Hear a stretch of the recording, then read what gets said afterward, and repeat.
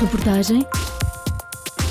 Centenas de militares que integraram as companhias de comandos africanos na Guiné-Bissau foram abandonados por Portugal. Aproximadamente 600 homens integraram o único batalhão de elite formado exclusivamente por negros no exército português. Juraram fidelidade à bandeira portuguesa e combateram na Guerra do Ultramar. Uma guerra para onde Portugal recrutou 1.400.000 militares, 440.000 dos quais nativos de Angola, Moçambique e Guiné-Bissau. Contudo, com a independência e apesar do compromisso assumido no Acordo de Argel em 1974, estes comandos africanos, que como portugueses ingressaram nas Forças Armadas Portuguesas, foram traídos pelo país que juraram defender. Abandonados, foram obrigados a fugir e a esconderem-se. Os que foram capturados sofreram torturas e muitos foram mesmo fuzilados. Afinal, em oposição à versão da história que é ensinada nas escolas portuguesas, na Revolução dos Escravos houve muito sangue derramado, só que no continente africano. Quase 50 anos depois, a reportagem Por Ti Portugal Eu Juro, da revista digital Divergente, dá voz aos comandos africanos que sobreviveram. Continuam a combater, mas pela nacionalidade portuguesa e pelos direitos que lhes continuam a ser negados. Sofia da Palma Rodrigues e Diogo Cardoso são os jornalistas da Divergente, autores da reportagem Por Ti, Portugal, Eu Juro. A RFI foi falar com os autores do trabalho, que vai ser apresentado em 4 capítulos. O primeiro capítulo tem o nome de Sangue e Açúcar e já está disponível. A jornalista Sofia da Palma Rodrigues começa por nos contar que a ideia da reportagem surgiu quando vivia na Guiné-Bissau.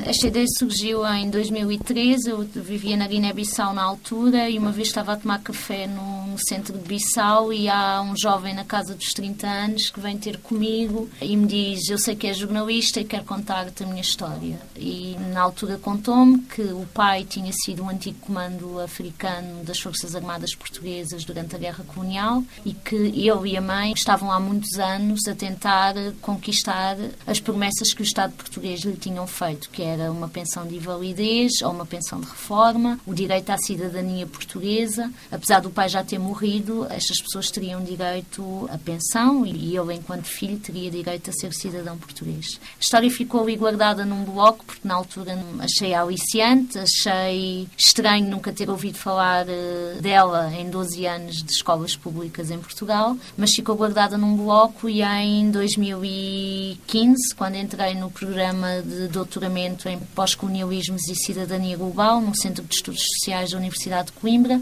tive que escolher um tema para a minha tese e voltei a lembrar-me daquela conversa e percebi que aquele era um tema muito rico e que poderia ser aprofundado academicamente também. Sempre quis ouvir histórias, o que eu gosto de fazer é ouvir pessoas. E depois a ponte para a Divergente, para o jornalismo narrativo e para um trabalho de uma equipa que, no fundo, fomos mais de 10 pessoas. Foi um caminho que pareceu óbvio, porque já trabalhava neste projeto e todos ficámos aliciados em desenvolver uma reportagem multimídia sobre um tema muito pouco tratado. O passo seguinte foi ir para o terreno.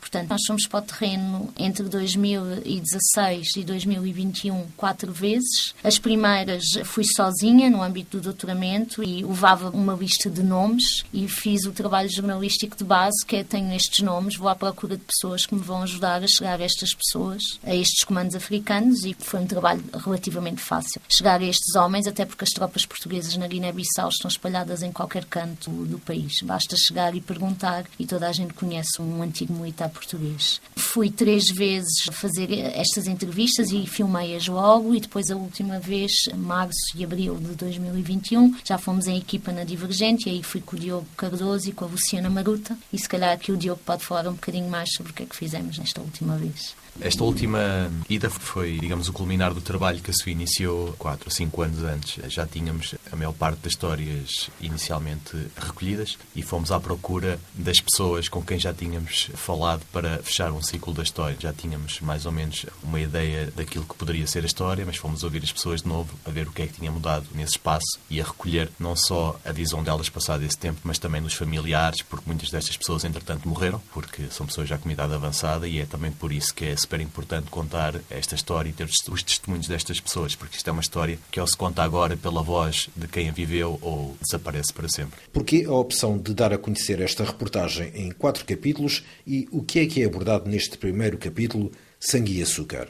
Este trabalho, como a maior parte dos trabalhos de investigação da Divergente, são trabalhos com muita profundidade, são trabalhos bastante complexos, onde tentamos contar as histórias que vão para além da história oficial, e só se faz tirando as diversas camadas de cinzentos que existem entre o preto e o branco, em que geralmente são colocadas as histórias oficiais. Então, pela densidade da história, pela abordagem também que temos na Divergente, em que queremos contar as histórias com tempo, mas queremos também que as pessoas as leiam com tempo, decidimos que fazia mais sentido dividi-las em 4 capítulos, porque é muita informação, é muita coisa a processar, então fazia-nos também, do ponto de vista narrativo, compartimentá-la em 4 fases diferentes. Este primeiro capítulo, que publicámos agora, Sangue e Açúcar, incide sobre a parte do recrutamento. Como é que estes homens eram aliciados, como é que eram empurrados para o serviço militar e como é que eram depois dirigidos para a Companhia dos Comandos Africanos. O segundo capítulo incidirá sobre a Companhia dos Comandos Africanos e o terceiro e quarto capítulo serão depois o pós-25 de Abril e toda a relação que se gerou com as exigências que estas pessoas fizeram, dos direitos que tinham e as reações que hão de vir das instituições oficiais. Das múltiplas entrevistas que realizaram no terreno, qual foi a ideia com que ficaram sobre aquilo que as pessoas sentem em relação ao comportamento do Estado português? Existe um sentimento comum a todos estes homens? Isto é uma história coletiva, mas é composta por indivíduos que têm testemunhos que são díspares em alguns pontos. Mas eu diria que há um ponto comum a pelo menos todos os comandos africanos que encontrei na Guiné-Bissau, que é a sensação de terem jurado fidelidade a uma pátria que os abandonou e que não lhes dá, neste momento, qualquer resposta àquilo que são as suas necessidades e àquilo que são os seus direitos que ganharam no campo de batalha. Diria que essa é uma sensação comum, não é? Há um dos entrevistados que é o Aurélio Azinhaga, que diz: os portugueses são malandros, e esta sensação de os portugueses são malandros, os portugueses enganaram-me, é transversal aos homens que entrevistei na Guiné-Bissau. Aqueles que estão em Portugal ou por algum motivo conseguiram vir até cá e depois voltaram para a Guiné, têm um discurso um bocadinho mais trabalhado, no sentido, sim, foi um abandono, mas porque conseguiram a reforma militar, porque conseguiram vir, não existe um descontentamento tão latente numa primeira camada, mas ele está lá em camadas mais profundas. Chegaram a falar com o militar que comandava o batalhão de comandos africanos antes da independência? Este grupo de comandos africanos é especial porque foi o único grupo da história do exército português composto desde a base até ao topo por africanos. Basicamente existiam 3 companhias de comandos africanos na Guiné, começaram a ser formadas em 1971 e em 1973 compõe-se o Batalhão de Comandos Africanos da Guiné, e este batalhão é todo africano. O único soldado metropolitano que existe, o único militar que existe, é o comandante deste grupo, que é o Raul Folques, com quem nós falámos e que aparecerá no segundo e muito provavelmente no 4º capítulo deste trabalho. E qual foi a reação do comandante Raul Folques? É uma história que eu conhecia muito bem e com a qual partilhou o sentimento da maioria das pessoas com quem falámos, foi um abandono. O que aconteceu ali foi o abandono. O Raul Folques deixou o comando do Batalhão de Comandos Africanos da Guiné a seguir ao 25 de Abril, foi substituído por Glória Alves e Florino Moraes, que foram as pessoas que depois negociaram o processo de saída dos militares portugueses da Guiné. Perante o abandono a que estes militares foram votados, parece que estamos perante uma falha que envolve diplomacia, governos, no fundo, o Estado português. Eu diria a existir aqui uma falha, a falha será sempre a resposta ou a não resposta que o Estado português, passados quase 50 anos, continua a não dar a estas pessoas. E como disseste, é num primeiro momento logo um problema diplomático, porque a primeira entrave que estes homens encontram para ver a sua situação militar reconhecida é na Embaixada de Portugal na Guiné-Bissau, porque entram em processos kafkianos para tratar dos documentos, em que conseguiram visto, como nós sabemos, do sul para norte, geograficamente geograficamente é difícil e eles, para chegarem a Portugal e conseguirem dar andamento ao seu reconhecimento, têm que passar esse primeiro entrave, que é a Embaixada, e nem sempre isso é fácil. Mas sobre isso vamos falar no último capítulo do trabalho, que é o E Agora Portugal. Enquanto portugueses, o que é que este trabalho vos permitiu descobrir em relação à história de Portugal, que, por exemplo, nos é contada no sistema de ensino português?